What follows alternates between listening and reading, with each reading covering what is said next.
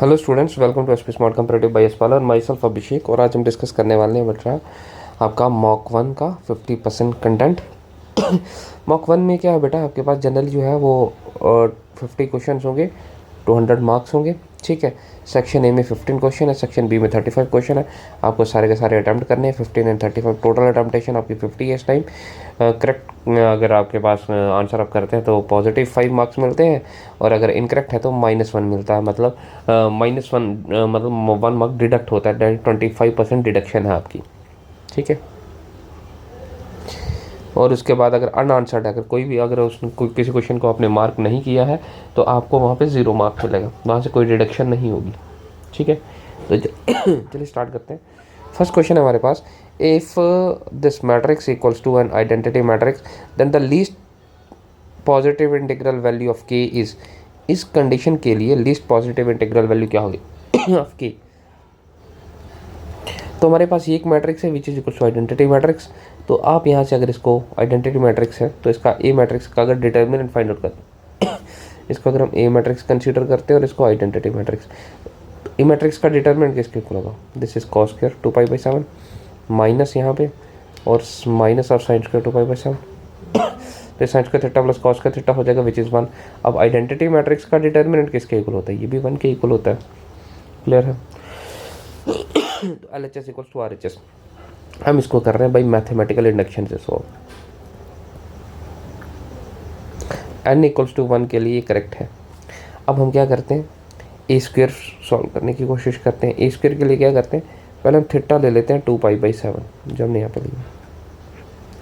तो अगर थीटा को 2π/7 ले रहे हैं तो ए मैट्रिक्स क्या बन जाएगी, ये ए मैट्रिक्स है, ये बन जाएगी cos theta minus sine theta sine theta cos theta. फिर ए स्क्वायर करते हैं तो इन दोनों मैट्रिक्स का आपस में ए मल्टीप्लाई होगा। ए स्क्वायर किसके इक्वल है, ए मल्टीप्लाइड बाई ए।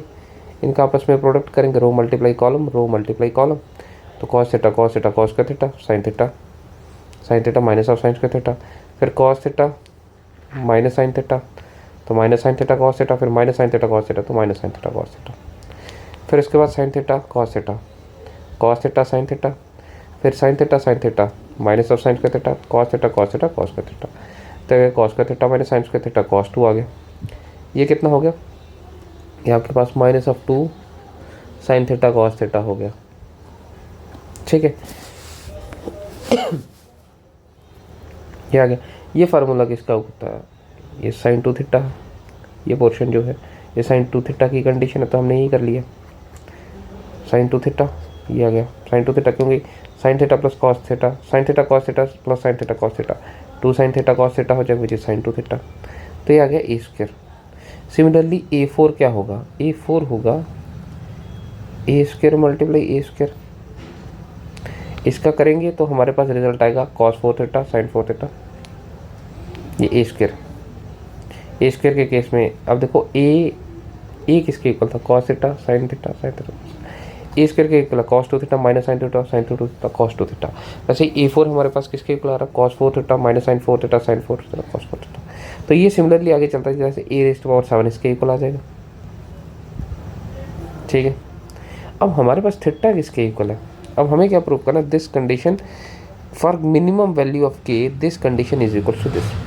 तो हमें पता है साइन nπ0 होता है। ठीक है, क्लियर है। तो हम इसको ले लेते हैं। यहाँ पे हमने क्या किया, अगर ये अगर आ रहा थीटा किसके इक्वल है 2π/7 तो cos 7 थीटा किसके इक्वल आएगा, cos 7 2π/7 7 और cos 2π किसके इक्वल होता है, cos 0 1 होता है, cos 2π भी 1 होता है। तो ये आ जाएगा 1। फिर माइनस साइन 7 थीटा तो -7 थीटा कितना है 2π/7 7 और 7 का जो साइन nπ कितना होता है 0, ये 0 ये 1 आ जाएगा क्योंकि ये cos 7 है। तो ये आपका for k equals to 7 this condition is equals to identity matrix. तो n आ जाएगा आपके पास या k आ जाएगा 7। नेक्स्ट है A matrix and B matrix आपके पास गिवन है, सी मैट्रिक्स ये है, then which of the following statement is correct. तो आप इनको, ये कंडीशन है ए इक्वल्स टू -b, ठीक है। तो बी में से अगर आप माइनस कॉमन करते हैं तो बी ए आ जाएगा। तो क्या ये ए मैट्रिक्स के इक्वल है? ए मैट्रिक्स ए बी है तो ये इक्वल नहीं है। फिर बी ए सी इंटू बी सी करोगे, ए मैट्रिक्स का सी मैट्रिक्स के साथ प्रोडक्ट, बी का सी के साथ प्रोडक्ट, क्या ये इक्वल आते हैं? नहीं। तो हमारे पास ऑप्शन रहता है a plus b equals to b plus a. Option b इसका करेक्ट आंसर है, आप इसको कैलकुलेट कर सकते हैं। Order of a single matrix obtained by, तो जो हमारे पास सिंगल मैट्रिक्स आएगी उसका ऑर्डर क्या आएगा, हमें सिर्फ ऑर्डर बताना है। तो ये देखो हमारे पास दो मैट्रिक्स का सब्ट्रैक्ट हो रहा है। अगर यहाँ दो मैट्रिक्स का सब्ट्रैक्ट हो रहा है, ये भी टू क्रॉस थ्री है, ये भी टू क्रॉस थ्री है, तो रिजल्टेंट मैट्रिक्स का ऑर्डर टू क्रॉस थ्री ही आएगा। फिर यहाँ पे इस कंडीशन के साथ एक मैट्रिक्स मल्टीप्लाई हो रही है जिसका ऑर्डर है 3x2। ठीक है, 3x2 है तो 3x2 एंड 2x3 होगा, तो रिजल्टेंट मैट्रिक्स का ऑर्डर 3x3 आएगा। Answer. Next, find the slope of normal for this x equals to this, y equals to this, theta is equals to π/4। तो ये आपके पास आ जाएंगे, ये पैरामीट्रिक फॉर्म आ गया।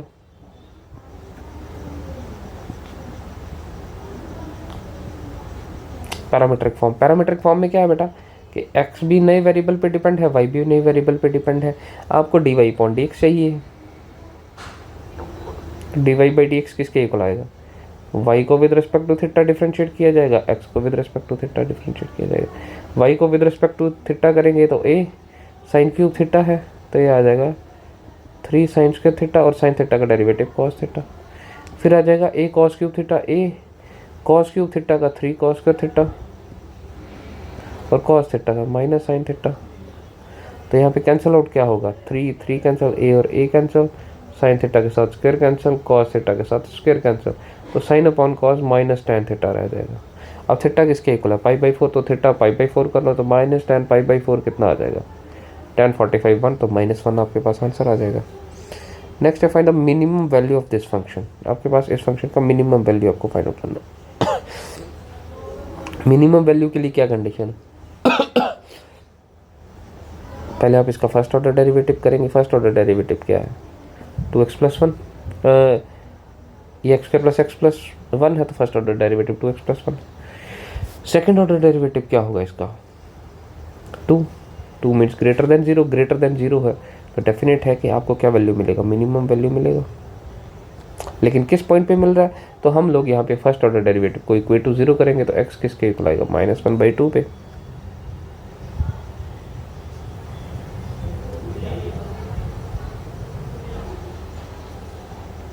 ठीक है, x का वैल्यू मिनिमम रहेगा, इस फंक्शन का वैल्यू रहेगा मिनिमम एट -1/2। और उसने कहा find the minimum value of this function, इनमें से मिनिमम वैल्यू कौन सी है? तो x का वैल्यू सब्स्टिट्यूट कर लो, -1/2 माइनस करेंगे तो -1/2 का स्क्वायर 1/4, फिर x का value -1/2 plus 1, 4 1 2 plus 4 plus 1 5 5 minus 2 कितना आ जाएगा? 3, तो 3/4 इज योर आंसर।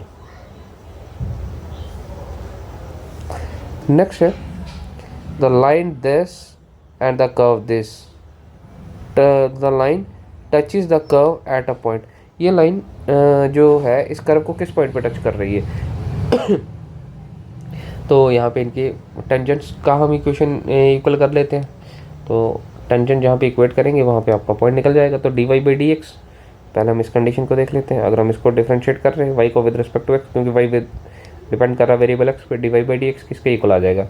-b, फिर e रेज टू, ये b आ जाएगा, e raise to power x का e raise to power x, फिर डेरिवेटिव होगा -x/a का, तो ये आ जाएगा -1/a, तो -b/a e raise to power -x आ गया।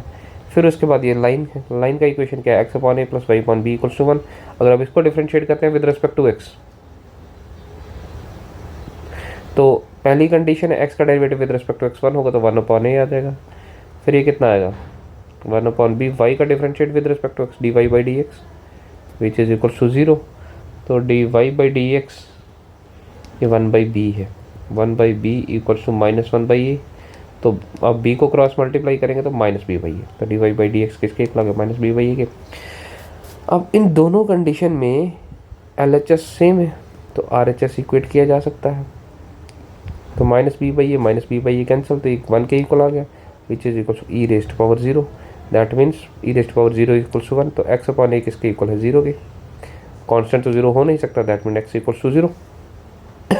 अगर x 0 है तो y किसके इक्वल होगा, x कहीं पे भी सब्स्टिट्यूट कर लो, हम फर्स्ट में सब्स्टिट्यूट कर लेंगे तो y किसके इक्वल होगा, b e raise to power 0 upon a, तो which is only b, x is 0 y equals to 1, तो पॉइंट बनेगा 0 b। नेक्स्ट देखते हैं 7th, integration of log of x upon x। तो log x को अगर u सब्स्टिट्यूट करते हैं, this is d of x, log x को u सब्स्टिट्यूट करते हैं, डिफरेंशिएट करते हैं, तो 1 अपॉन डी एक्स किसके इक्वल आएगा, डी एक्स की, तो 1 बाई एक्स डी एक्स किसके इक्वल आएगा, डी यू की। ठीक है, तो ये t रह गया which is equals to u, sorry, तो u square by 2 plus u किसके इक्वल आएगा, log of x square by 2 plus c। Next है integration of e raise to power x upon square root of 1 plus e x d x, ये किसके equal होगा। तो हमने क्या किया, यहाँ पे ये कंडीशन है डी एक्स, आपको इसको इंटीग्रेट करना है, तो हमने 1 plus e raise to power x को जी स्क्वायर ले लिया। इसको अगर डिफरेंशिएट करेंगे तो e raise to power x d x किसके इक्वल आएगा, 2z डी एक्स, तो e raise to power x d x किसके इक्वल आएगा, 2z डी ऑफ एक्स। ठीक है, और आपके पास आपने इस कंडीशन को क्या कंसीडर किया, जी स्क्वायर। ठीक है, तो अगर आप इसको जी देख रहे हैं तो ये कितना आ जाएगा, square root of 1 plus e raise to power x upon g आ जाएगा, ये डी जी है, तो जी और जी कैंसिल, तो आप किसका इंटीग्रेट करेंगे, 1 का। तो अगर 1 का इंटीग्रेट कर रहे हैं विद रिस्पेक्ट टू जी, तो जी ही आ जाएगा प्लस सी, तो जी किसके इक्वल आएगा, square root of 1 plus e raise to power x plus c. Option b आपके पास आंसर आ जाएगा। नेक्स्ट है tan inverse of cosec x minus cot x d x is equal to, तो cosec x को आप क्या कर सकते हैं, 1 by sine of x, cot x को cos x by sine of x, तो ये क्या आएगा, 1 minus cos x by sine of x. 1 minus cos x किसके इक्वल आएगा, 2 साइन स्क्वायर एक्स बाई 2, और साइन एक्स है, साइन 2x किसके इक्वल होता है, 2 साइन एक्स कॉज एक्स, तो साइन एक्स किसके इक्वल आएगा, 2 sine x by 2 cause x by 2, तो यहाँ पे आपके पास 2 और 2 कैंसिल, साइन एक्स बाई 2 और square cancel, sine x by 2 cause x by 2 कितना आ जाएगा, tan एक्स बाई 2, बाहर tan इनवर्स है, डायरेक्ट इनवर्स फंक्शन है, तो आपके पास सिर्फ एक्स बाई 2 रह गया, 1 बाई 2 तो बाहर है, एक्स का इंटीग्रेट करोगे तो एक्स स्क्वायर बाई 2 आ जाएगा प्लस सी, तो which is equal to x square by 4 plus सी आ जाएगा। Option c, find the area bounded by the curve with x axis and ordinates and corresponding to the minutes of y. ठीक, area bounded by this curve with x axis and the ordinate। ठीक है, x axis ordinate आपका y axis पे आ जाता है, तो हम लोग इस रीजन को फाइंड आउट करने की कोशिश करेंगे। ठीक है, तो हमें रीजन चाहिए x एक्सिस एंड ऑर्डिनेट के बीच में, तो हम लोग यहाँ पे अगर ये f ऑफ x है हमारे पास, तो अगर हम इसका फर्स्ट ऑर्डर डेरिवेटिव करते हैं तो कितना आ जाएगा, 4x cube minus 6x square plus 2 times of x। ठीक है, अब अगर हमारे पास फर्स्ट ऑर्डर डेरिवेटिव को हम इक्वेट टू 0 करते हैं तो ये कितना आएगा, 4x cube minus 6x square plus twice of x equals to 0। तो यहाँ से अगर हम 2x कॉमन करते हैं तो x यहाँ से रह जाएगा 2x square minus 3 of x plus 1 equals to 0। ठीक है, तो ये कितना आएगा 2x, ये आ जाएगा 2x स्क्वायर, ये आ जाएगा minus 2x minus x plus 1 equals to 0। तो 2x यहाँ से अगर 2x कॉमन करेंगे तो x माइनस 1 रहेगा, यहाँ से माइनस कॉमन करेंगे तो x माइनस 1 इक्वल्स टू 0 आ जाएगा। तो 2x यहाँ से 1 कॉमन कर रहे हैं, 2x minus 1 and x minus 1 जो है वो इक्वल टू 0 हो जाएगा। तो x यहाँ तो इक्वल्स टू 0 आ जाएगा, या x आपका 1/2 आ जाएगा इस कंडीशन से, या x आपके पास 1 आ जाएगा। ये आपके पास पॉइंट आ गए। अब इनका लेफ्ट टू राइट आप लोग फाइंड आउट कर सकते हैं। तो आपको मिलेगा x इक्वल्स टू 0 पे मिनिमम वैल्यू, तो फंक्शन y का वैल्यू आ जाएगा 3, y x इक्वल्स टू 1 पे आपको मैक्सिमम वैल्यू मिलेगा। ठीक है, ये आपके पास पॉइंट आ गया। आप इसका सेकंड ऑर्डर डेरिवेटिव करके देख सकते हैं। सेकंड ऑर्डर डेरिवेटिव इसका कितना आएगा, 12x² माइनस 12x। तो अगर सेकंड ऑर्डर डेरिवेटिव अगर 0 पे कर रहे हैं तो ये कितना आएगा, ये portion 0।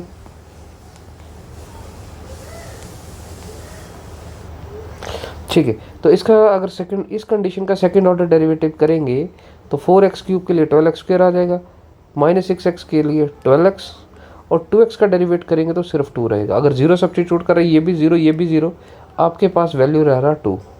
2 means greater than 0, greater than 0 means minimum value. f'0 1 करेंगे, 1 पे क्या आएगा, ये आ जाएगा 12, क्योंकि 1² है 12 ही रहेगा, -12 + 2, यहाँ पे भी 2 है, ये भी ग्रेटर देन 0, यहाँ पे भी मिनिमम वैल्यू मिलेगी।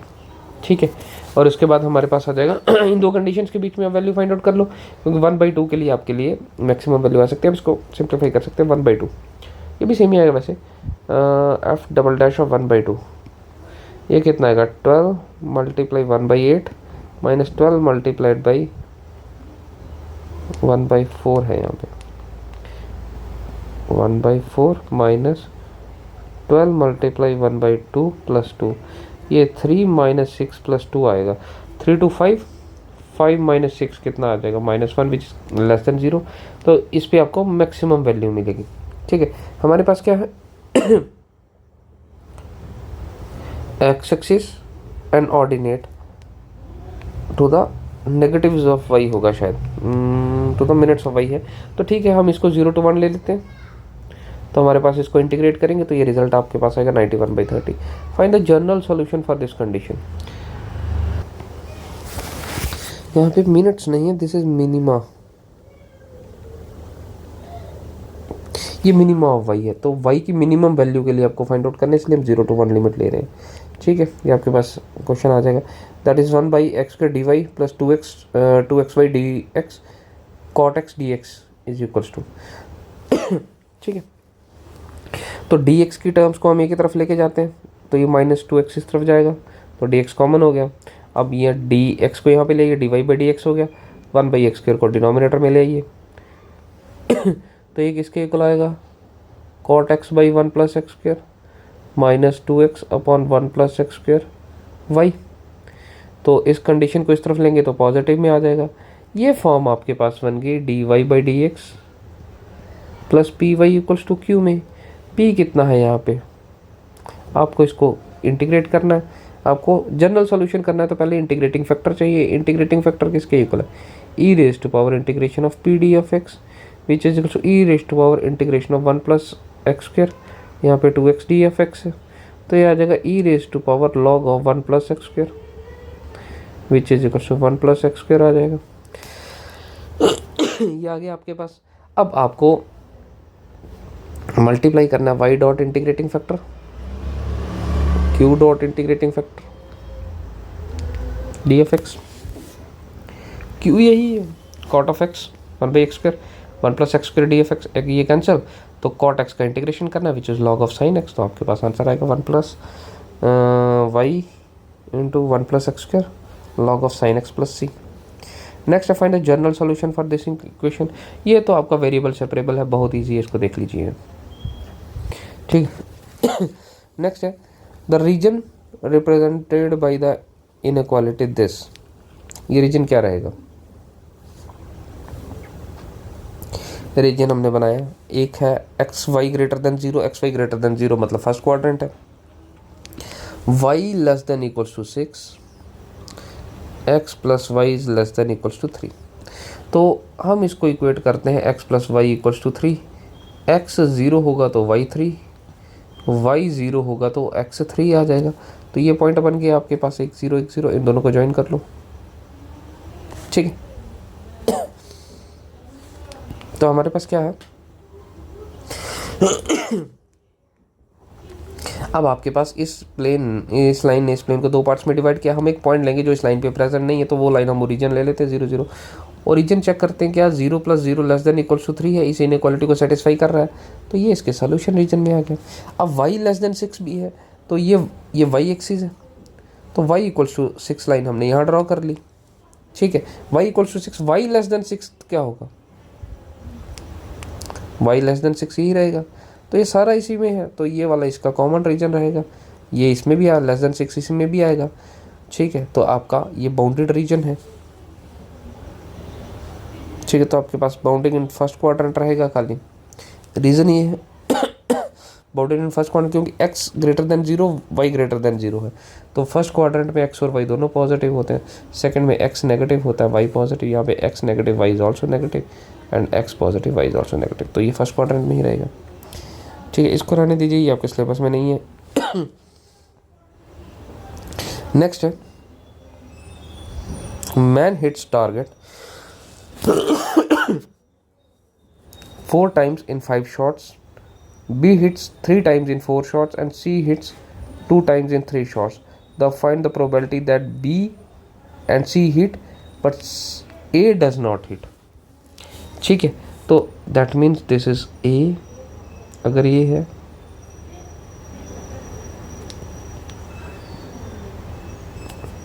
A, B and C, तो बात कर रहा B and C hit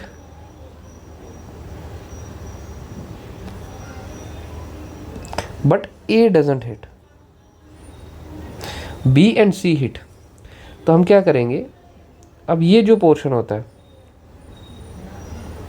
ये पोर्शन किसको मेंशन करता है, ये अगर 3 सेट है तो ये A intersection B intersection C को मेंशन कर रहा है, लेकिन ये जो पोर्शन है ये किसको मेंशन कर रहा है, ये पूरा पोर्शन ये B इंटरसेक्शन C को मेंशन कर रहा है।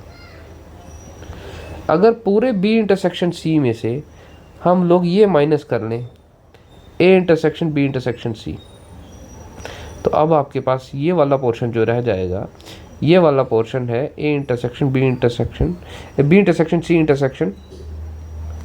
Intersection A complement. ठीक है, हमें ये रीजन फाइंड आउट करना है, only B and C, A ने हिट नहीं किया है, आपको यही फाइंड आउट करना है। तो हम क्या करेंगे, पूरे B इंटरसेक्शन C में, ये पूरा B इंटरसेक्शन C है, इसमें से हम माइनस कर लेंगे ये portion, that is A intersection B intersection C।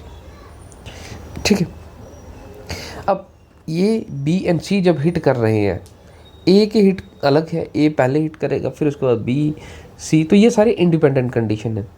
तो B इंटरसेक्शन C किसके इक्वल आएगा, probability of B dot probability of C, तो probability of B and probability of C को मल्टीप्लाई कर लीजिए, क्योंकि हमारे पास क्या है, A hit 4 times in 5 shots, तो 5 शॉट में से 4 हिट कर रहा है, तो प्रोबेबिलिटी ऑफ A 4/5 आ गया। B hit 3 times in 4 shot, तो प्रोबेबिलिटी ऑफ B 3/4 आ गया। C hit 2 times in 3 shot, तो प्रोबेबिलिटी ऑफ C 2/3 आ गया। तो ये कर लीजिए, फिर A intersection B intersection C, इनको मल्टीप्लाई कर लीजिए, इनका डिफरेंस कर लीजिए, आंसर इज 1/10। नेक्स्ट है इक्विवेलेंस क्लासेस, तो यहाँ पे आपके पास आ जाएगा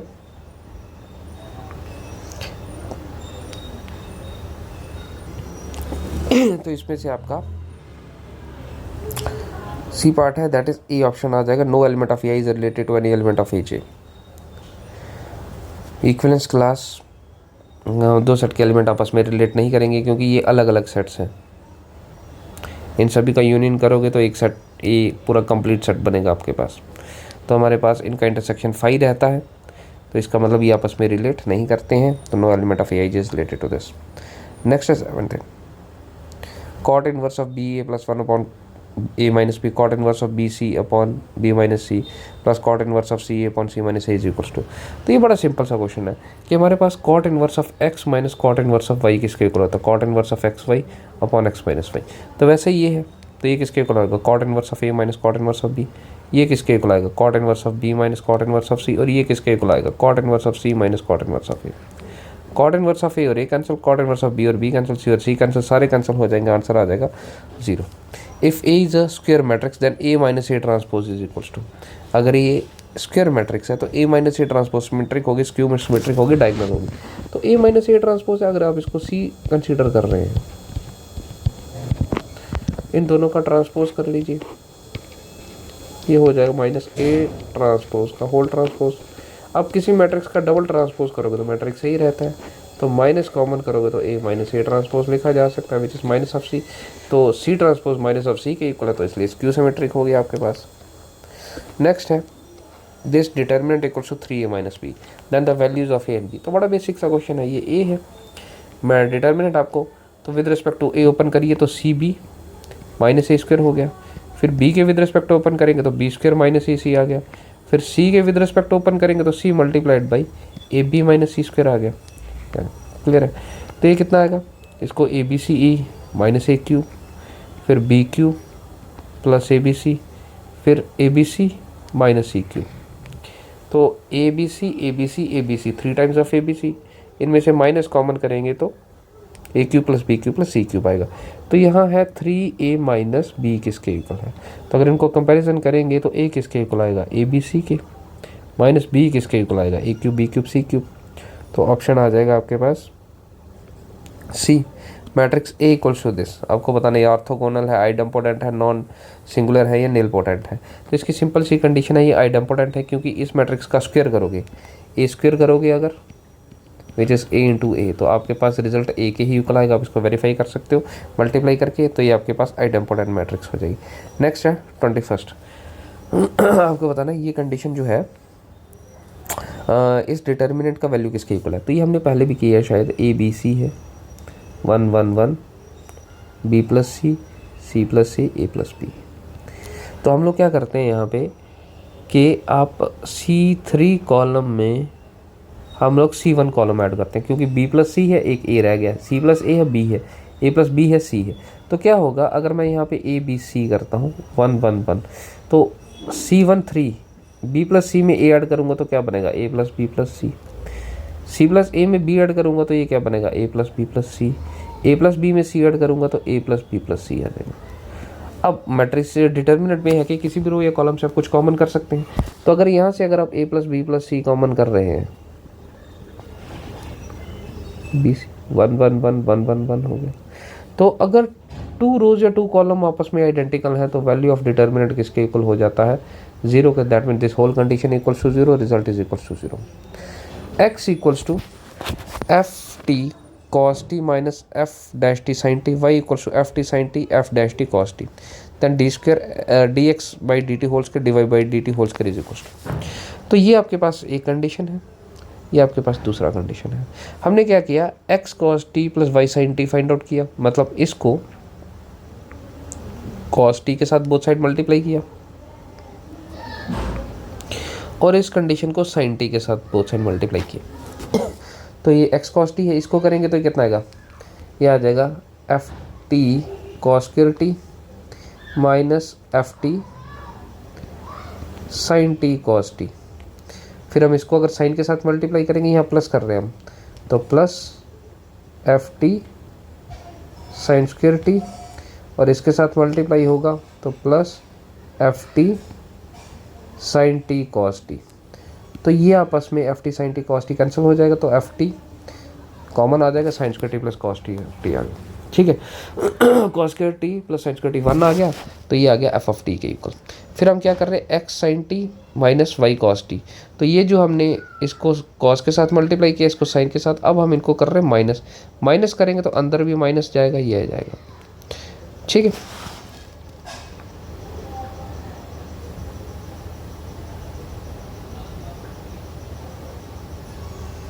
क्लियर है, minus Y cos T,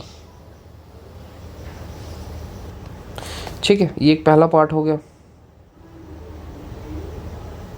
second है x sine T minus Y cos t, x sine T minus Y cos T. तो ये किसके इक्वल आएगा, इसको अब हम साइन के साथ मल्टीप्लाई कर रहे हैं, इसको कॉस के साथ मल्टीप्लाई कर रहे हैं, तो ये कितना आ जाएगा, X sine T minus Y cos T, इसको पूरे को साइन के साथ F T sine T cos T minus F T sine square T, फिर minus F T sine square T, और ये कितना आ जाएगा, F T cos T sine T. ये कॉस टी साइन टी ये कैंसिल, इसको हम लोग कॉस के साथ मल्टीप्लाई कर रहे हैं तो साइन टी कॉस टी आएगा, ठीक है। अच्छा ये कैंसिल, ये कॉस स्क्वायर टी बनेगा, तो ये साइन स्क्वायर टी और कॉस स्क्वायर टी 1 हो जाएगा, माइनस एफ ऑफ टी आ जाएगा। अब आप इनको डिफ्रेंशिएट करेंगे, फर्स्ट को भी, ये राइट साइड में एफ डैश टी आ जाएगा, इसको डिफ्रेंशिएट करेंगे, फिर आप इस कंडीशन को भी डिफ्रेंशिएट करेंगे, फिर आप इनको सिंप्लीफाई करेंगे, आपस में सब्ट्रैक्ट करेंगे, तो आपके पास ये रिज़ल्ट आ जाएंगे। क्लियर है? जैसे कि ये रिज़ल्ट आ गया आपके पास एक, फिर आपने इस सेकंड पार्ट को डिफ्रेंशिएट किया तो आपके पास ये रिज़ल्ट आ गया, ठीक है। अब आप क्या करेंगे इसमें, अब इसमें अगेन आप इन दोनों को simplify, solving third and fourth लिखा है, तो आप लोग इसको क्या करेंगे, इसको कॉस के साथ मल्टीप्लाई करेंगे, इसको साइन के साथ मल्टीप्लाई करेंगे, तो ये कितना आएगा, d x by D t cos square t d Y by D t sine T cos t. इसमें भी अब इसको आप साइन टी के साथ मल्टीप्लाई करें, ऐड करें d x by D t sine square t, minus इसके साथ होगा तो d Y by D t sine T cos t, ये कैंसिल हो जाएगा, इन दोनों में से d y d x by D t common करोगे तो sine square T plus cos square T 1 हो जाएगा, इसके साथ कॉस एक्स तो मल्टीप्लाई नहीं होगा, इसके साथ करोगे तो आपके पास माइनस साइन टी हो जाएगा, ठीक है। क्लियर है? बस अब ये आपने किया, फिर आपने D x by D T आ गया, फिर D Y by D T भी सिंप्लीफाई कर लो, तो इन दोनों की वैल्यू सब्स्टिट्यूट करोगे तो रिजल्ट आ जाएगा आपके पास ये ऑप्शन सी। ये function this is continuous at x equals to 2, then find the value of की, तो लेफ्ट लिमिट राइट लिमिट के इक्वल है तो x2 का वैल्यू फाइंड आउट कर सकते हो। ये क्वेश्चन भी सिंप्लीफाइड है, आप इसका सेकंड ऑर्डर डेरिवेटिव करोगे, फर्स्ट ऑर्डर डेरिवेटिव करोगे तो ट्वाइस ऑफ y किसके इक्वल आ जाएगा, 4ax, और सेकंड ऑर्डर डेरिवेटिव करोगे, ठीक है, तो ये सिंप्लीफाई आप कर ही लोगे, ठीक है। तो इतना रखते हैं आज के लिए, thank you for the class. ये बेसिक डेरिवेटिव है, इनको ट्राई करिए, अगर कोई डाउट है तो बताइएगा।